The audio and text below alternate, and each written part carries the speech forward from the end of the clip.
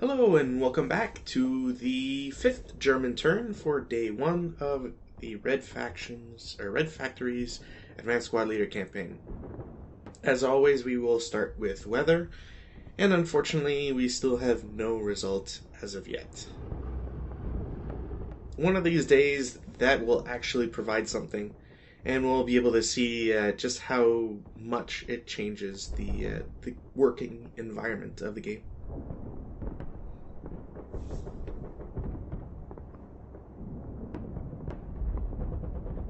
As always, there's quite a few broken units to deal with. And at this point, it's, at least for the Germans, it's something I'm preferring to apply to anybody that doesn't have DMs and has the highest morale that I can rally. Under normal circumstances, it wouldn't be so bad to go for, say, 6 morale or maybe 5, just because that's better than a DM'd alternative. But I kind of really need some bodies to grab stone structures. And I get another casualty reduction, unfortunately, and it's also on a leader. So you have to roll the wound severity dice roll, basically to see if their injury is severe enough that it, I guess in the lore you're trying to create, either kills them or takes them away from the battlefield.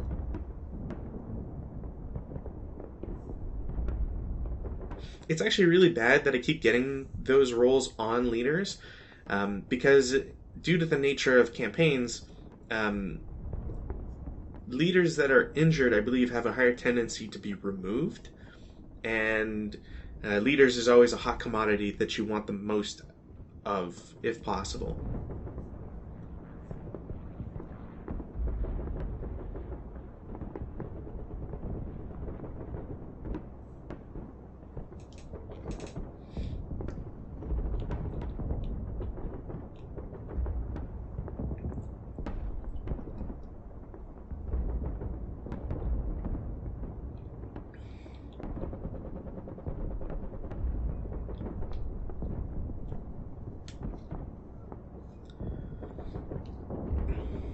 As always with DM'd rally rolls, it's usually guaranteed that with a low enough morale, you're not going to be able to rescue them. But thankfully, that isn't the case for a couple of Russian targets, or Russian squads.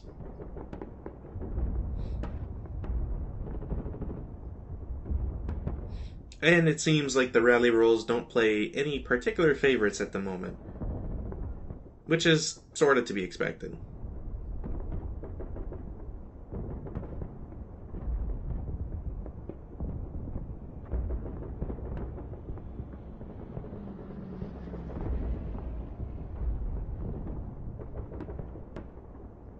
And yet again, one of the Russian heavy machine guns is going to stay broken for quite some time.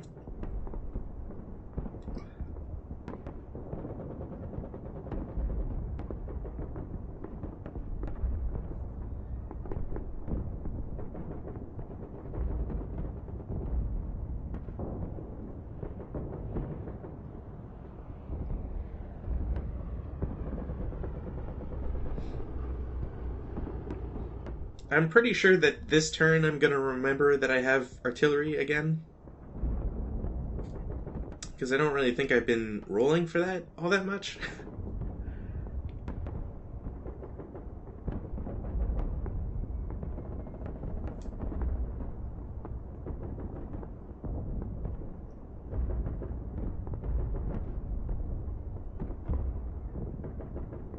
As always with large games, you tend to find yourself checking your unit stacks quite a bit.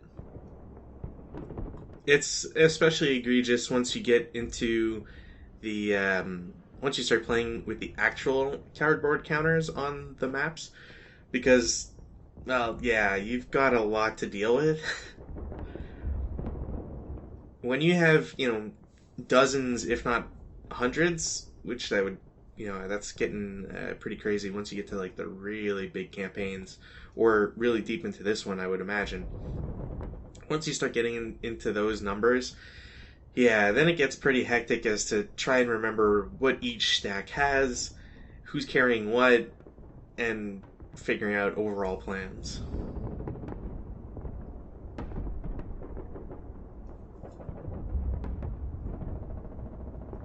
So in this instance, I'm tired of putting my artillery on my pre-registered hex.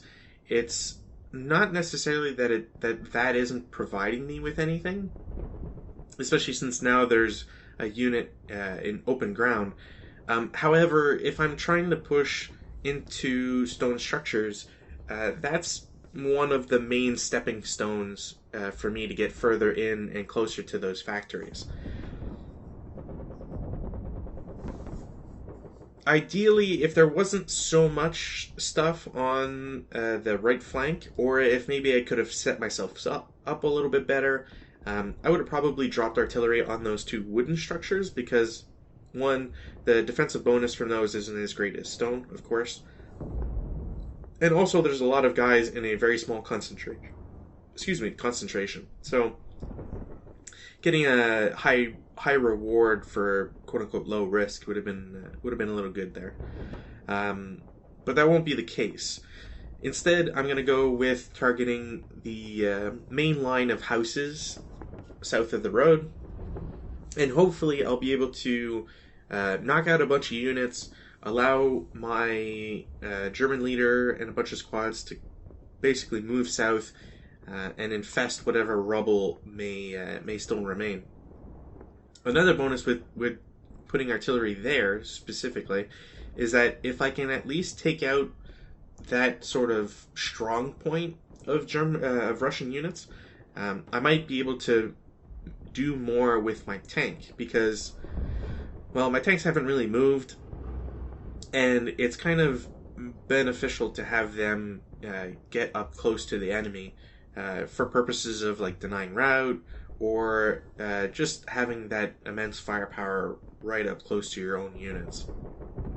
Having to force the Russians into deciding whether or not they want to actually shoot the tank or not is a pretty nice bonus when you start to get into all these like rubble and close quarter combat things.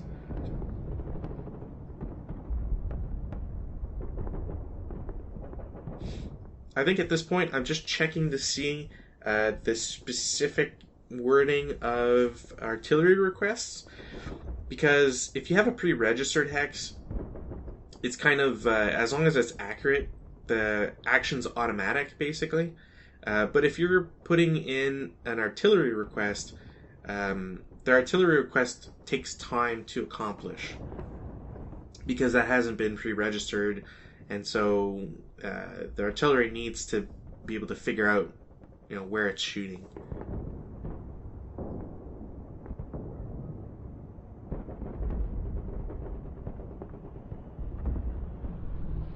Unless I'm thinking of spotting request, spotting round. But the spotting round is kind of like an addition to artillery request.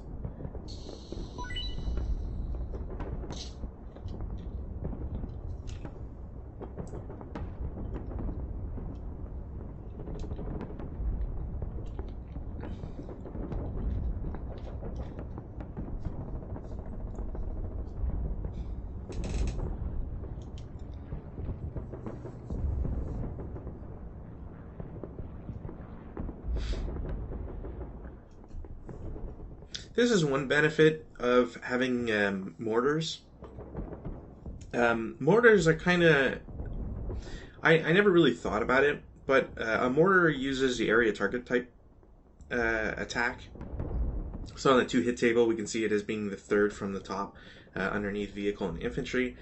The really good thing about mortars being able to shoot at, especially at a with area target type at a second level obstacle type thing, is that area target type affects the entire hex.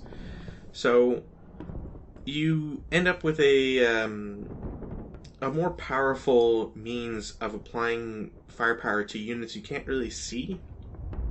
because it doesn't matter if you can't see the ground level. It's really just a matter of if the target is in that hex, you can hit the entire hex.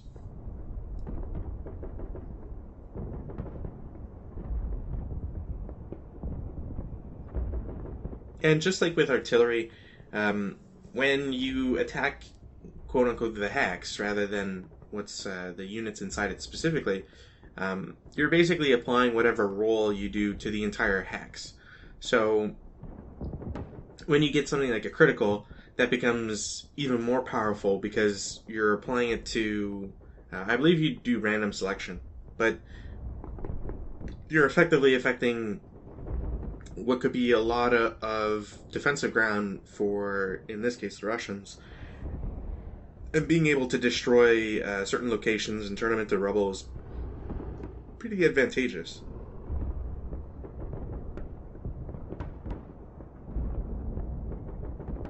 I should probably mention another thing that makes, one of the things that makes turning stone structures into rubble not quite the best thing possible,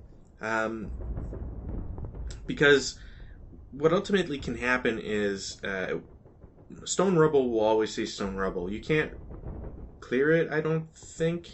Or at least I'm really sure you can't remove rubble unless you have like dedicated, like a special countered unit, and there's like rules for it. But those don't exist here. So for the purposes of this campaign, if a stone structure gets turned into rubble, there's obviously two things you need to take into account. One, how is that going to affect your strategy in terms of like moving around, and being able to take whatever ground that you're effectively destroying.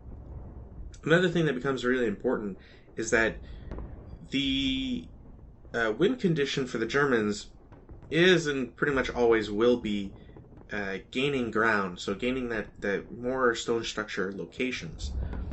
But by turning stone locations into rubble, it is possible to reduce that total number of stone locations to grab.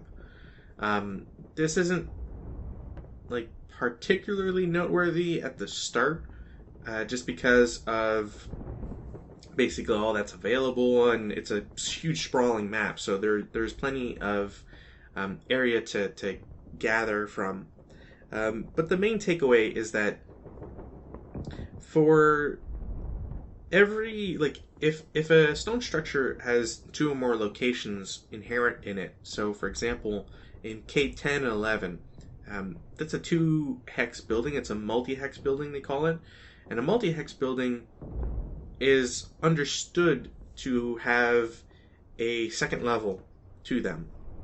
This is why, while the Germans only have, say, 4 hexes, they have 6 locations, because in location, or in hex F5 and F6, it is a stone building that is a multi-hex building, so therefore there's 4 stone locations in there, and then beside them there's the 2 stone rubble locations. So again, those become really important to calculate out, because if you rubble certain locations, that would reduce the number of stone locations available from, say, 2 to 1. You could be forcing yourself at a later date to have to capture more. It's bad enough trying to flush units out of entire buildings, especially once you get to like factories, which are, you know, the huge stone structures. Having to push further and further and further, and effectively throw your units under worse and worse conditions, just by nature of the lack of stone locations to grab, it just makes it all that much harder on the attacker.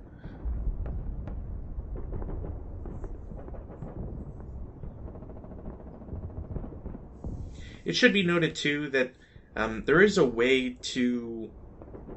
Oh, that's some really good rolls right there. There is a way to force stone structures to rubble regardless with fire. But I don't believe that the Russians or even the Germans, I don't think, are allowed to start fires by themselves. Which ends up being really important because, or else you could just have a couple Russian units run around, start fires everywhere, and effectively destroy all of the stone locations. Thematically, it also wouldn't make sense either because the Russians are trying to save the town, regardless of all the destruction that's happened to it.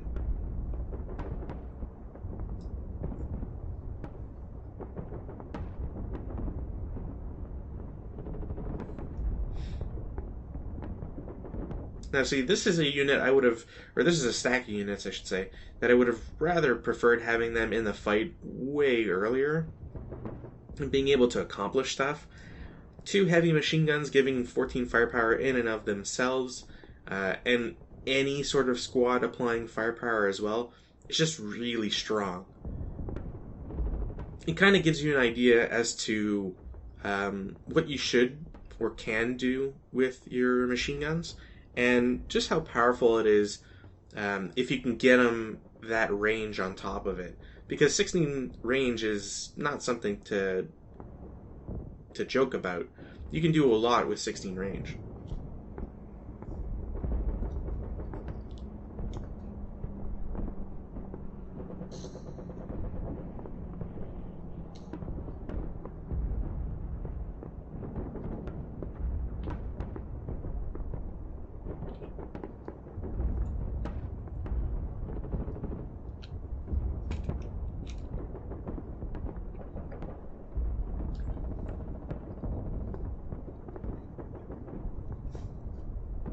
You know, looking back on it right now, I think I was having another one of those like moments where I just wasn't realizing what I could do.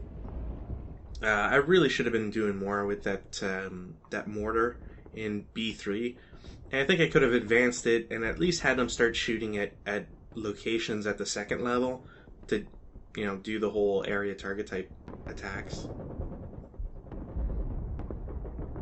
It might not have accomplished all that much, but even having him just shoot at the fortified structure in I6, just to constantly harass them, would have probably been way more beneficial than having them sit in a building forever.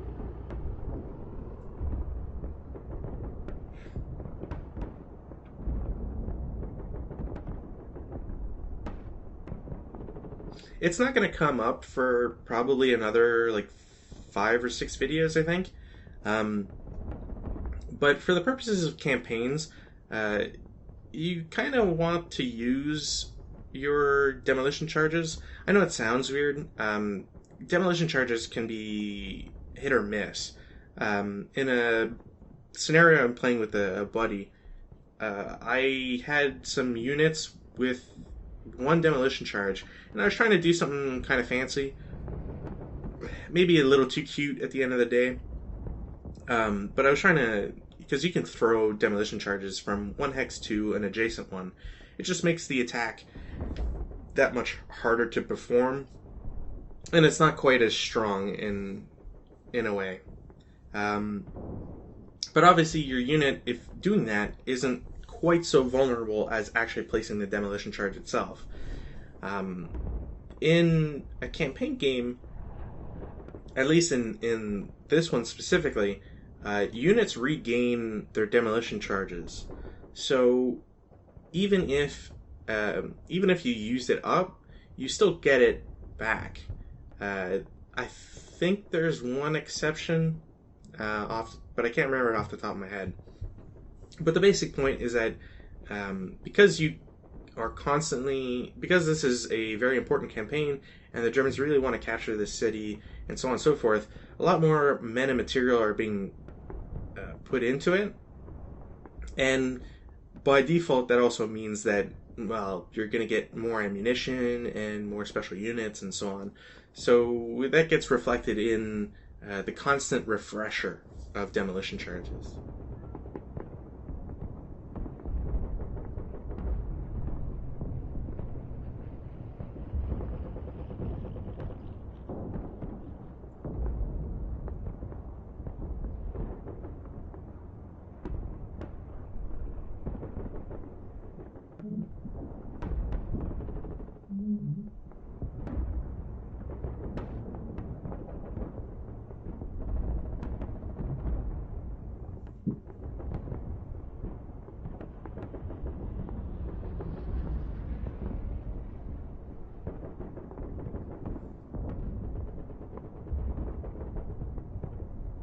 not quite sure what I'm searching for here.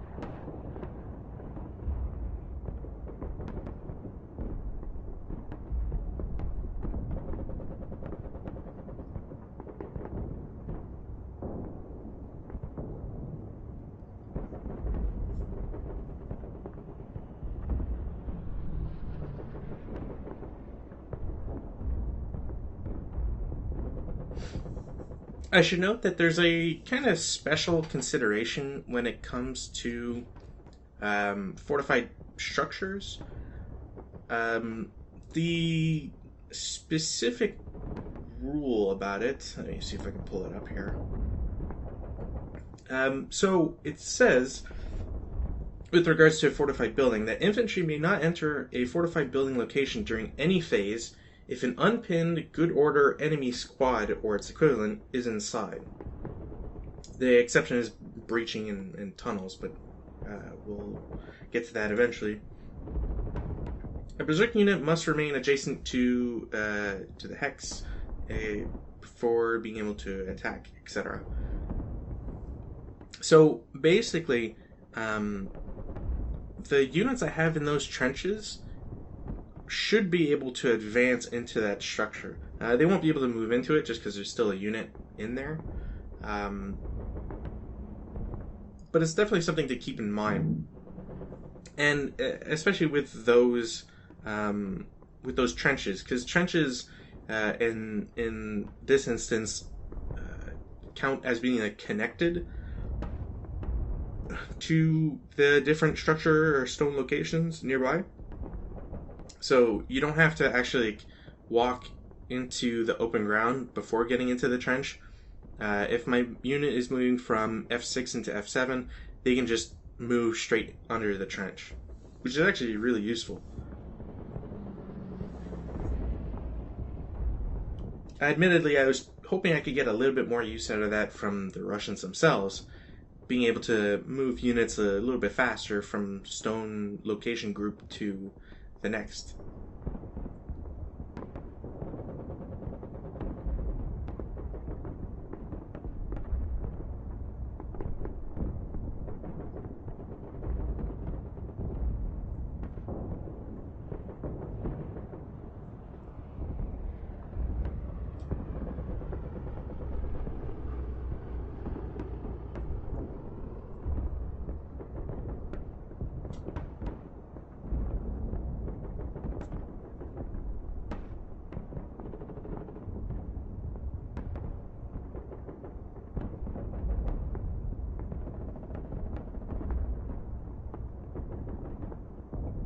So I think I'm doing a whole stack attack. So 12 firepower, down 1 for the leader, and up 3 for the stone structure. And at this point, I'm actually trying to remind myself about ELR, or experience loss replacement. Is that what it is?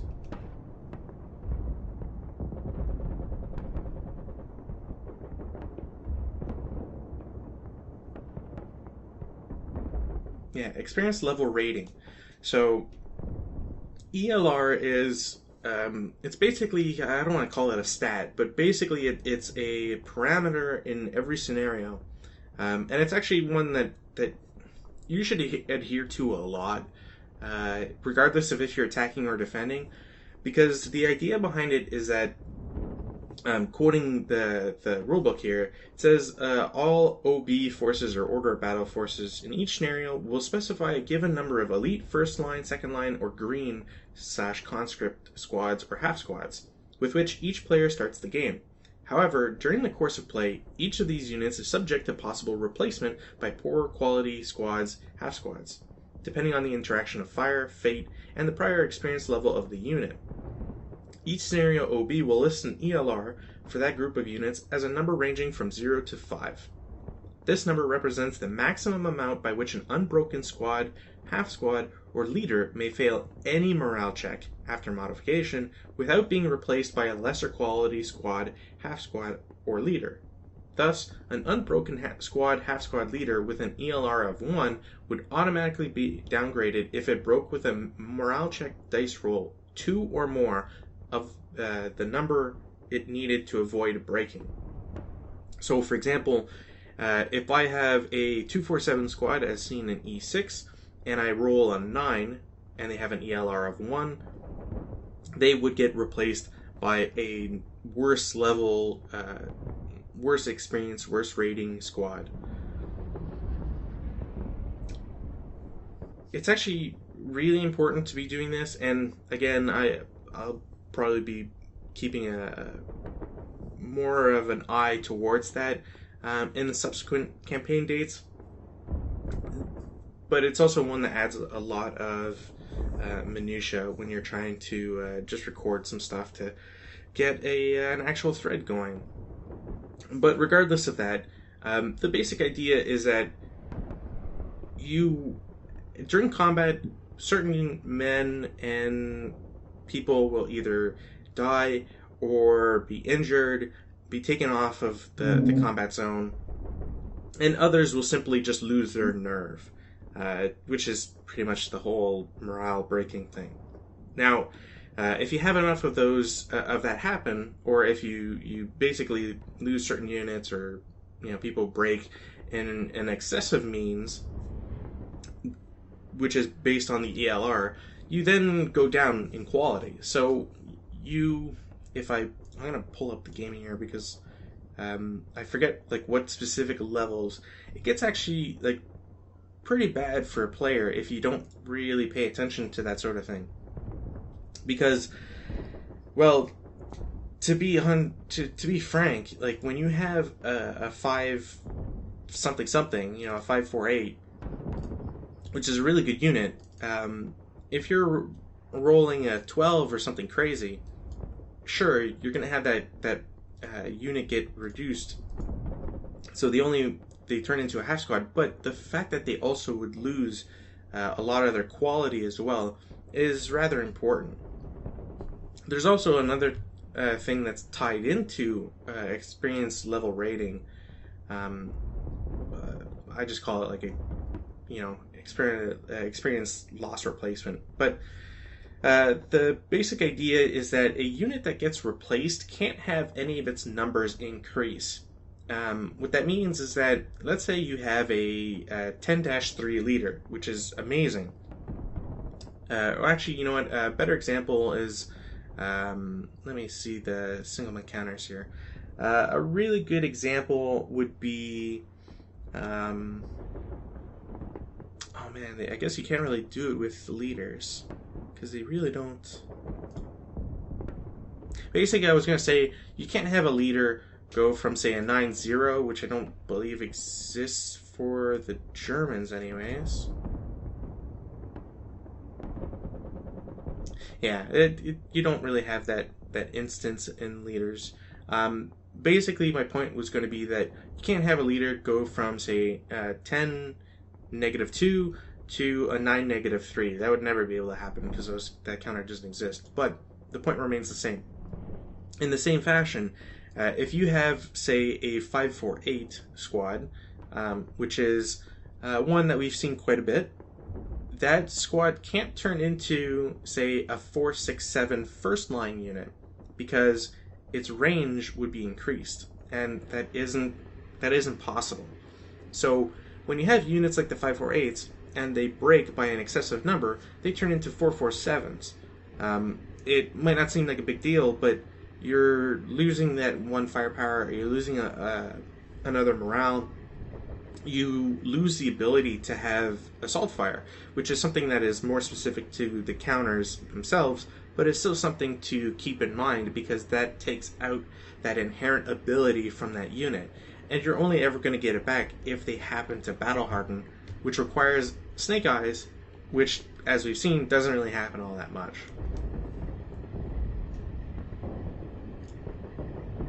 I know that I've heard some people complain that the Russians kind of get it rough. And depending on who you ask, that's not necessarily wrong. Going from, say, what's the general thing we have? We've got a lot of 4-4-7s.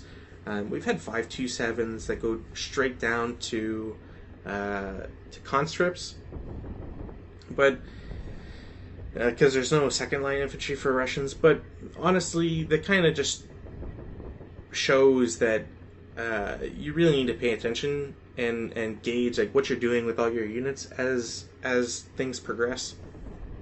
The big thing to keep in mind, obviously, is that a unit that is at the lowest possible level, so if they're conscripts or green, they can't go lower. You can't ELR a unit that's at the lowest possible level, and we've seen that in those cases what happens is the unit gets disrupted, which is pretty powerful in and of itself.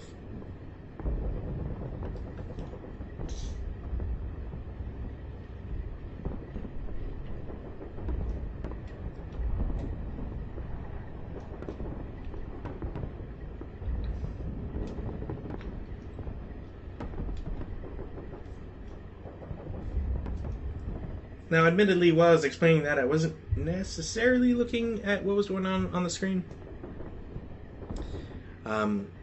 So I'm a little blind as to... oh, right, they couldn't...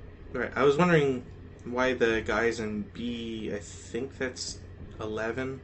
Yeah, B11 didn't shoot. And, yeah, it's a good thing I'm asking that question and then checking the map. Because that debris field is claimed as a half hex or half level obstruction, so they wouldn't have been able to see those guys on the road.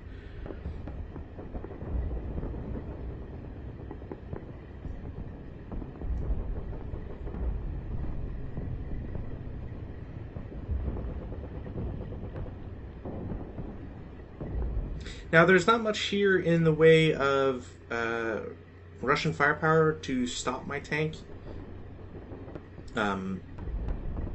The anti-tank gun that's on the eastern side just doesn't really have line of sight anywhere onto the western side.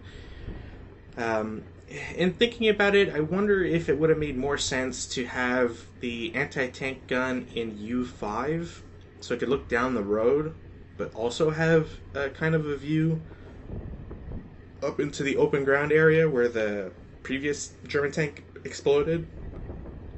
But this is obviously also something I'm thinking about now, 7 or 9 turns into the game, rather than, near the start.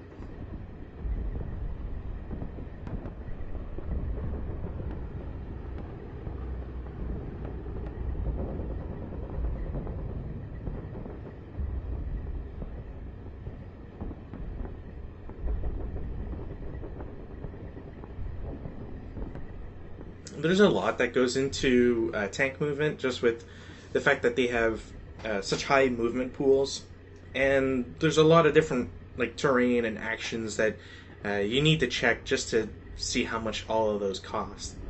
Obviously, after a while, you kind of get the hang of it, but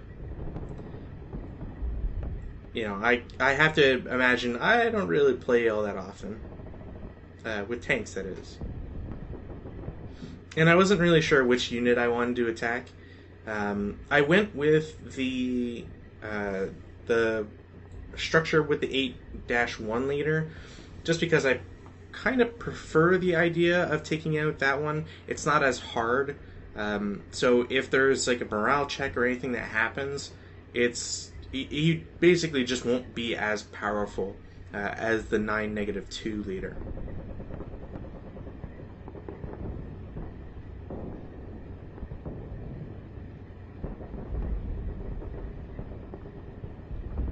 Another thing to keep in mind is that it might seem a little strange to put attacks down, even though I might be affected by, say, bounding fire, or if I have like a motion status on them, that sort of thing.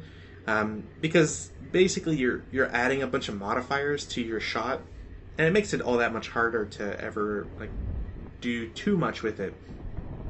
But what you should be reminded of is that while that's true, while you are adding some extra +1s and so on and so forth, unless you get a 12, that's not a big deal. One of the guys I play with doesn't really... I don't want to say he doesn't have a grasp on vehicles, but he's very reluctant to ever use them. Prime example is in one of the scenarios we played. I don't believe his tanks ever had a single shot, even though he had like 4 of them. And they kind of just sat in the back and prayed that nothing ever happened to them, which to me seems a little silly. There's no real reason to not like constantly use your tanks to put fire on stuff. And even more so if you can happen to get a rate of fire, because at the end of the day you're applying acquisitions to your targets. And again, that might not seem like a lot. And again, I'm doing the issue where if I shoot with my machine gun, my coaxial, I lose the acquisition. So next campaign date, I should be smarter about this and understand the rules a little bit more. But the basic idea is that you want to get those acquisitions. Having a -1 on it for a vehicle is quite strong because it eliminates the bundle up penalty, which we'll see eventually at some point, I'm sure. But also the fact that you're also... How do I put this? If you get a -2, you're basically in the clear. You're helping yourself out at that point. If you don't have any other modifiers, of course. And the more modifiers you can give that are a bonus to you, because again, tanks are very hard to destroy, especially in this instance where the Russians don't really have anything against them. I should have grabbed or had a unit go to the broken unit with the anti-tank rifle and grabbed it off of them just to be able to apply more pressure on the tanks. I didn't because I'm kind of dumb that way sometimes. But again, those tanks will pay for themselves just by virtue of being an extra target and being able to harass at like any time I want.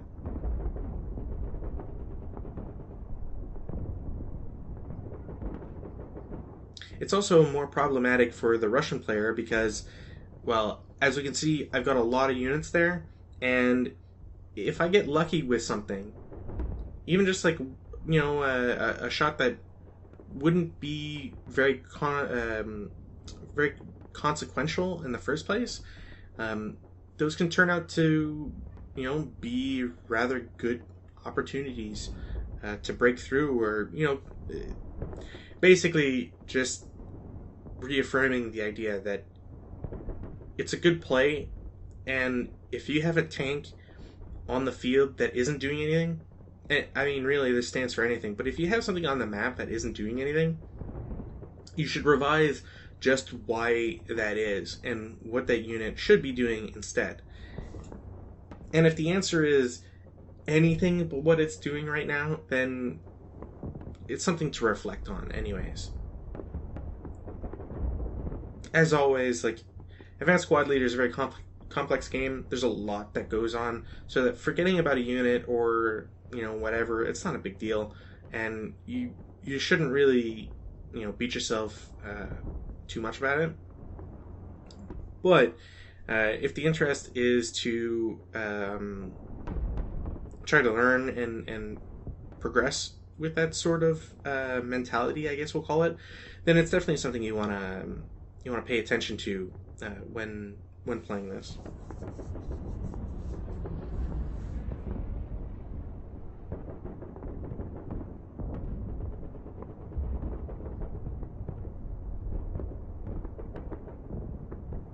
I'm trying to recall just what exactly I'm trying to do with that guy.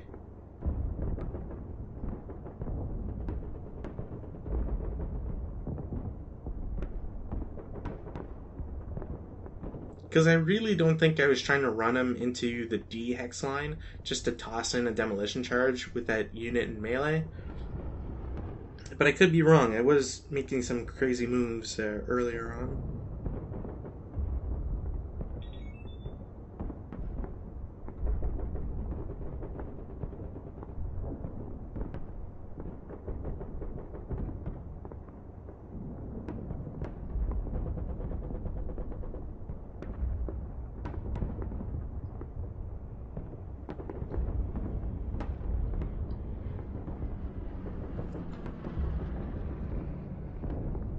Alright, so here I'm trying to figure out who would have shots and what would theoretically happen. So, if that half squad was to run into that hex south of it to place the demolition charge, you'd still have to pay, the extra movement points and so on and so forth. But I don't believe anybody had a shot. The unit in F10, I believe, would be line of sight blocked. And other units would have had other units wouldn't have had any line of sight, because again, to place a demolition charge, you're counted as being you're moving in the current hex you're in. So even though it's open ground and all that, the LMG guy can't shoot because the half hex or half level line of sight obstruction, and the rifle company guy can't shoot him because it's the other side of the building, and he doesn't have line of sight there anyways. So yeah, that's how you take advantage of the those demolition charge rules with regards to movement and where you spend it. And it's also one of those things you should always keep in mind when doing that, because it's all that much more important when you're basically saying, like, I could have a free hand at tossing a demolition charge, or I might get shot twice by several units and pin and break again.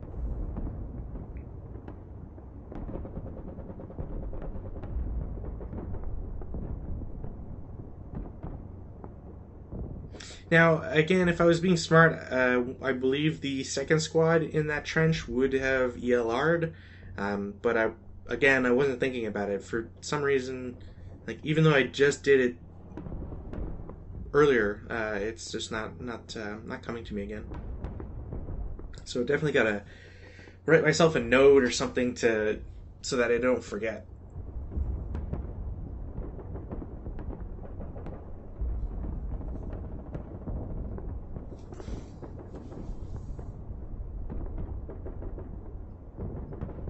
I think I was one off from getting a result on that one, which is a little unfortunate.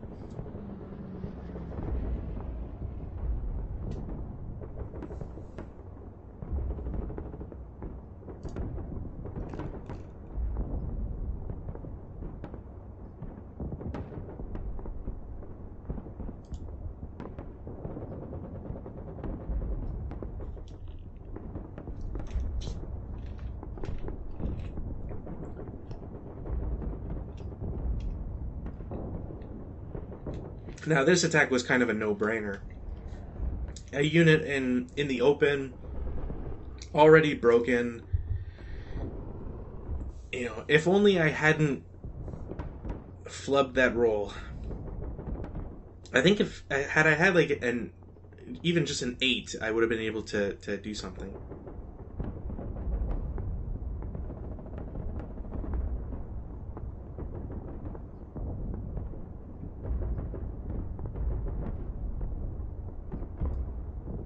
It's also kind of important to see just how much line of sight actually matters a lot. You might think that the unit in N5 might be able to shoot, but with all the walls everywhere, blocks line of sight, it's crazy how unless you try to get like really specific in like all the different like nooks and crannies, there's just so much. There's so much to pay attention to, with positioning and so on. It's pretty crazy.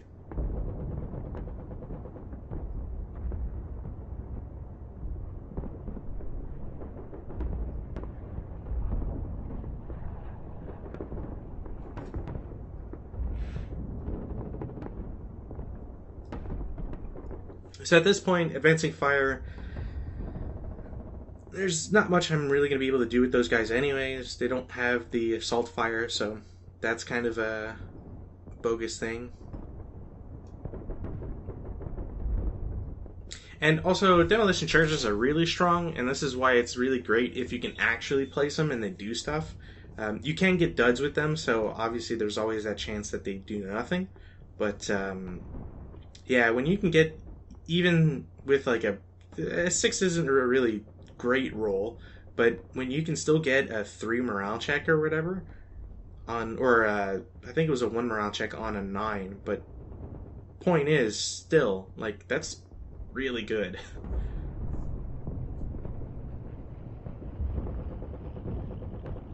There's rules for placing, like throwing demolition charges at vehicles as well, but that gets kind of crazy, and we'll see it eventually, I'm sure.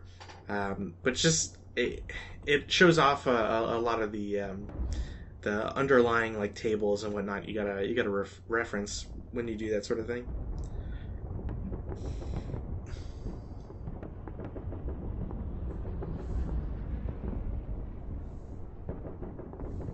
I think at this point I'm just checking to see if there's any other special like rule or anything with the demolition charge.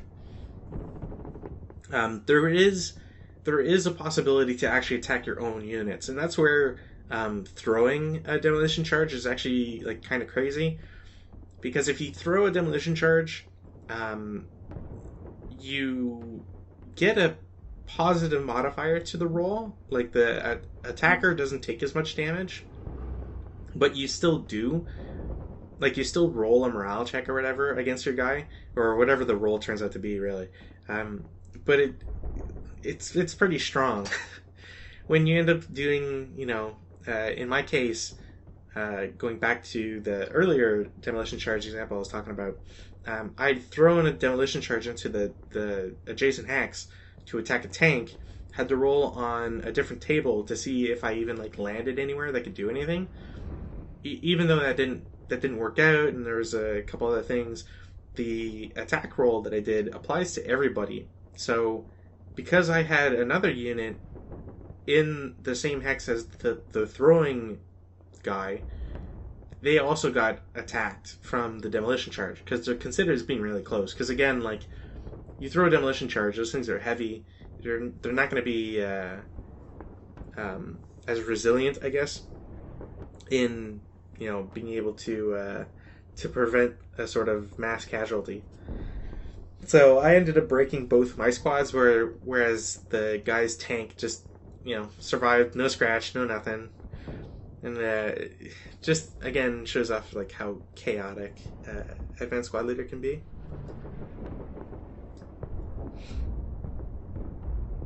For those wondering, I believe I checked to make sure that melee units can't actually interdict because they're caught in melee, so they're too busy focusing on the hand-to-hand combat they're currently in to be able to interdict.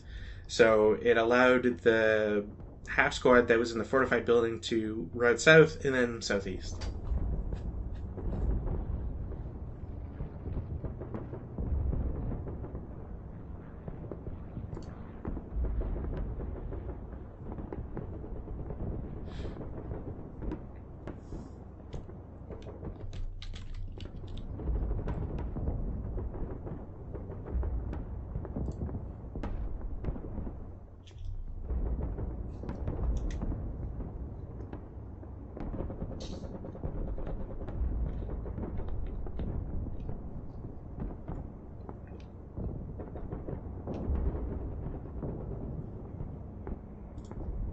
All right, so this is actually really important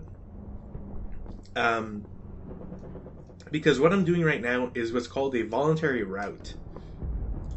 And this is very different from a voluntary break.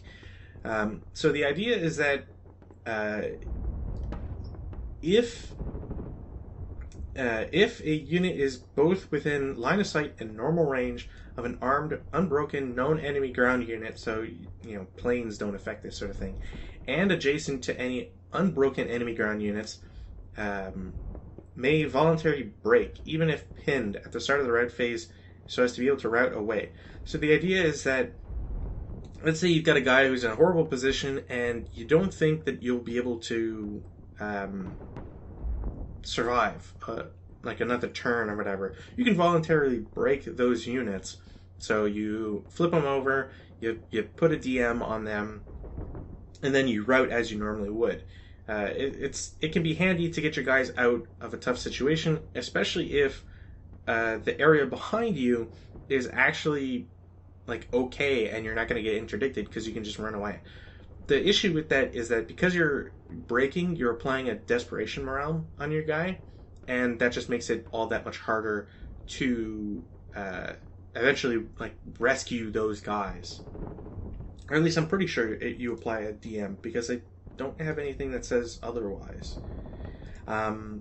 Another thing that's really important, and also the difference that should be realized, is that a unit that voluntarily breaks is different from a unit that is, different from a leader that voluntarily routes. So, when we get to voluntary route, which is, again is different.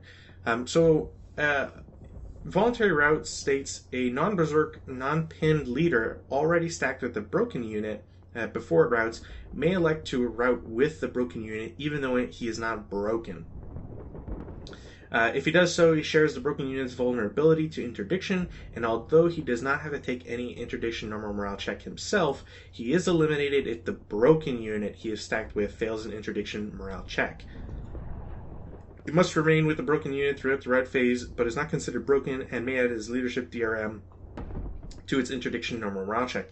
The leader, if already in possession of a support weapon, may portage it, but cannot improve the broken unit's portage capability. Basically, what it's saying is that if you want to run away with a broken unit, you can do so with the leader, although if something happens to that squad, be prepared to face the consequences, as your leader may expire, quote unquote, with them.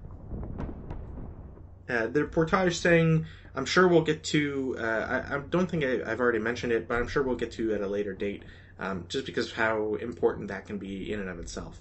But the basic idea is that you don't want to ever really voluntarily break a leader, because again, when you're applying that desperation morale status, it makes it all that much harder to ever get back, in fighting condition, that is.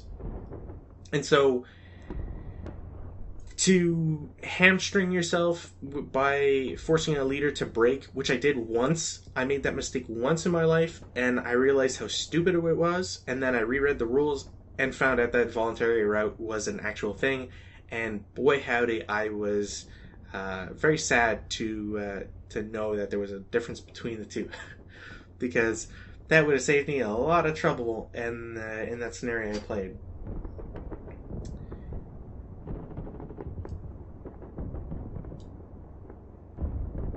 Yeah, I'll probably have to read further into it just because we're getting closer to the end of the video.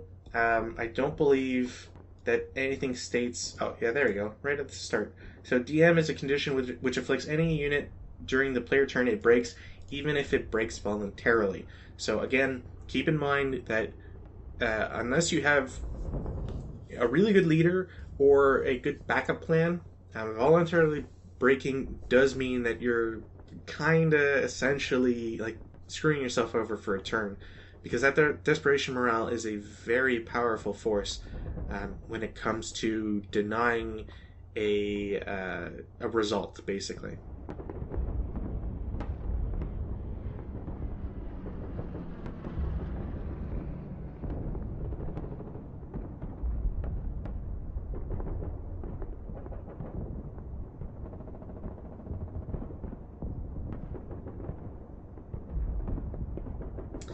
And now that we're finally at the advanced phase, there's a couple things that I can now do.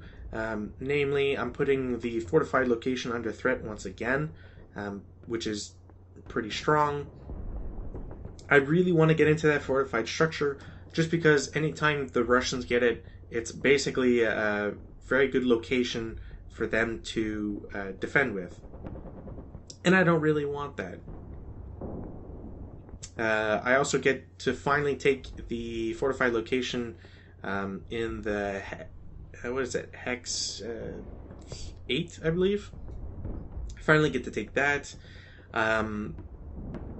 It's ambitious to have my units move into C11, but I figure the stone structure, given that +3, even if the Russians put a lot of firepower on it, that +3 should be able to help me out quite a bit.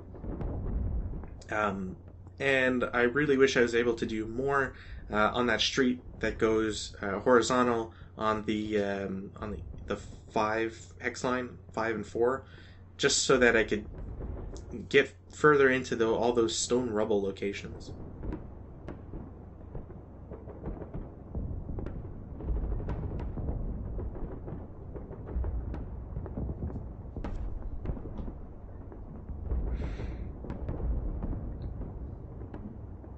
Hopefully, maybe I'll move that mortar. Maybe. I think he's going to stay there once more.